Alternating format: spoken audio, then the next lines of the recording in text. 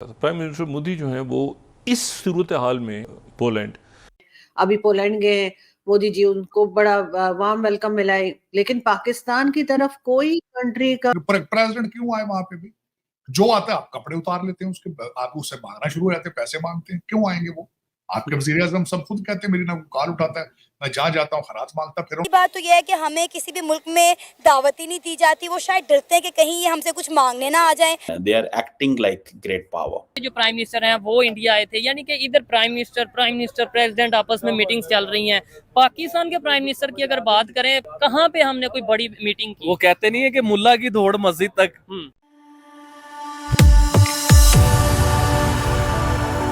जय हिंद दोस्तों, मेरे चैनल मोदी देश में आपका स्वागत है। दोस्तों, इस वीडियो को लाइक शेयर और मेरे चैनल को सब्सक्राइब करना मत भूलिएगा।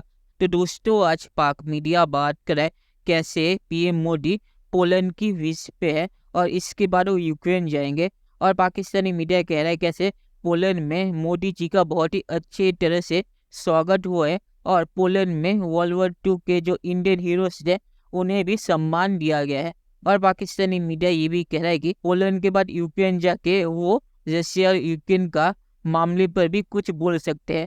और पाकिस्तानी मीडिया यहाँ पे ये कह रहा है कि जैसे मोदी जी दूसरे देश जाते या उन्हें दूसरे देश से इन्विटेशन आता है तो पाकिस्तानी पीएम को ऐसा इन्विटेशन क्यों नहीं आता, और पाकिस्तानी पीएम को कोई भी देश अपने देश में क्यों नहीं बुलाता। तो पाक मीडिया इस पे रोना धोना कर रहा है। दोस्तों, ये वीडियो बहुत ही मजेदार है, तो इसे आप पूरा से देखिएगा। तो चलिए इंतजार न करके वीडियो देखते हैं।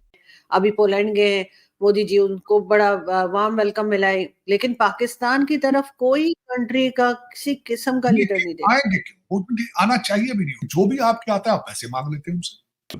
अच्छा, मैं प्राइम मिनिस्टर मोदी की बात कर रहा था। प्राइम मिनिस्टर मोदी जो हैं वो इस सूरत हाल में वो पहुंच गए हैं पोलैंड। 45 साल के बाद दौरा हो रहा है पोलैंड का, और पहली दफ़ा यूक्रेन जब से बना है कोई भारतीय वजीर आजम यूक्रेन जा रहा है 7 घंटे। मुल्क खुश खामोश हो गए हैं, सारे वेस्टर्न कंट्रीज खामोश हैं। कोई इस ज़ेलेंस्की की हमायत में यही है कि तुमने बड़ा ज़बरदस्त काम किया ज़ेलेंस्की, तुम घुस गए रशिया के अंदर, तुम बफर जोन बनाने जा रहे हो, शाबाश हम तुम्हारे साथ होंगे बफर जोन। वो थ्रो अंडर द बस, उसको फेंक दिया बस के नीचे। ठीक है कि अच्छा उसने कितनी बड़ी बात की, मैं रशिया में घुस गया हूँ भाई, मैं बफर जोन बनाऊंगा। लेकिन तुझे किसने कहा था मत तू बफर जोन बना, तू पीछे हट यहाँ से, तो यहाँ तो डायलॉग कर जाके। हालांकि पाकिस्तान के जो फॉरेन मिनिस्टर हैं उन्हें समझ ही नहीं आता कि इंटरनेशनल फर्म पे हमने पाकिस्तान को रिप्रेजेंट किस तरह से करना है। देखने पहली बात तो यह है कि हमें किसी भी मुल्क में दावत ही नहीं दी जाती। वो शायद डरते हैं कि कहीं ये हमसे कुछ मांगने ना आ जाएं। फिर यह है कि अगर हम किसी इंटरनेशनल फर्म पे गलती से चले भी जाएं तो हमें समझ नहीं आता कि हमने वहाँ जाके बात क्या करनी है, अपने मुल्क को किस तरह से रिप्रेजेंट करना है। हम एक ही बात करते हैं कश्मीर की, लेकिन आप इंडिया के प्राइम मिनिस्टर नरेंद्र मोदी को देखें कि जब से वो दौरे हुकूमत में आए हैं, उनका पहला टेन्योर देखें, उनका दूसरा टेन्योर देखें, अब उनका तीसरा टेन्योर देखें, वो किसी ना किसी दौरे पर रहते हैं, किसी ना किसी मुल्क के विजिट पर रहते हैं, और वहाँ पे जब भी जाते हैं तो बड़ी बड़ी डील साइन करके आते हैं। इंडिया को जो एज मिलता है वो कंट्रीज के जो भी प्रेसिडेंट्स या मिनिस्टर जो भी उनके फॉरेन अफेयर में बैठे हुए हैं, वो लोग खुद पर्सनली इंडिया को रिप्रेजेंट करते हैं वर्ल्ड में। इंडिया को ज़रूरत ही नहीं पड़ती खुद को बताने की कि हम ऐसे हैं वैसे हैं।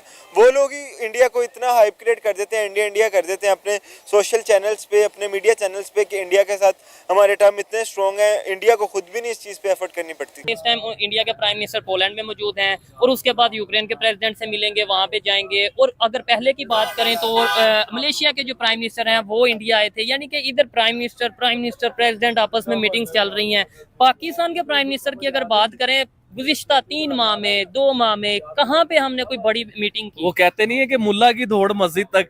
तो हमारे प्राइम मिनिस्टर की जो दौड़ है वो सिर्फ अरशद नदीम तक है। देखे ना, हिंदुस्तान के वजीर आजम पता चलता है कि अमेरिका के वजीर आजम से मिल रहे हैं, तो इसी तरह ही हमारे वजीर आजम का पता चलता है कि अरशद नदीम से मिल रहे हैं। मुल्क में अपने तल्लकात बनाओ, जिस तरह प्राइम मिनिस्टर नरेंद्र मोदी को लोग तरसते हैं मिलने के लिए। They are acting like great power. They are acting, वो प्रॉपरली एक्ट कर रहे हैं कि हाँ जी हमें अब वो हमें ग्रेट पावर समझा जाए। वी आर लाइक दिस, हम ऐसे हैं, ठीक है ना। ये चीज़ें अब सामने आ रही हैं आहिस्ता आहिस्ता वहाँ पे।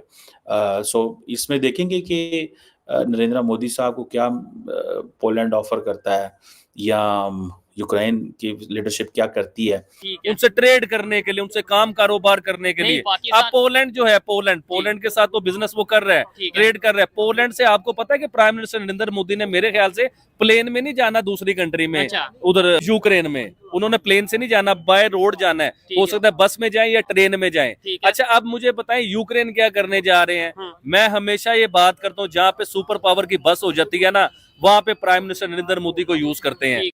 देखिए ना, भारत ने सबसे पहले उनका एक स्लोगन, उनका एक टारगेट था स्ट्रेटेजिक अनाटमी, उन्होंने स्ट्रेटेजिक अटानमी। तो उसको अचीव करने के लिए उन्हें पता था सबसे पहले तो फाइनेंशियल उन्होंने अपने कवर किए। इस वक्त they are the strongest country in the region finance wise. और फिर वो अपनी मर्जी से, उसकी सबसे बड़ी मिसाल जो है स्ट्रेटेजिक अटानमी की, कि उन्होंने रशिया से तेल लिया जबकि अमेरिका और दूसरा वेस्ट जो था इसके खिलाफ था। अब उन्होंने अपने नेशनल इंटरेस्ट में डिसीजन लिए। आज भी वो नेशनल इंटरेस्ट को बेस सामने रख के वो डिसीजन ले रहे हैं। पोलैंड के, मैं जब अभी मोदी साहब पोलैंड गए, मैं हैरान हूं, वहां पे तकरीबन 25-30 हजार इंडियन आबाद है वहां पे। मोदी साहब डायस्पोरा को जाके वहां मिलेंगे, डिस्कस करेंगे।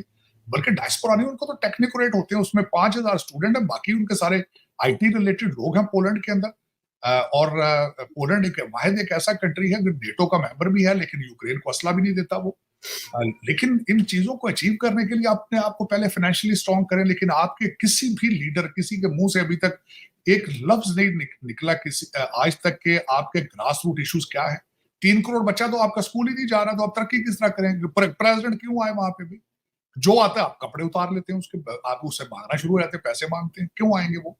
आपके वजीर आजम सब खुद कहते हैं, मेरी ना कॉल उठाता है, मैं जहाँ जाता हूँ खराज मांगता फिर। चलिए दोस्तों, इस वीडियो में बात करते हैं।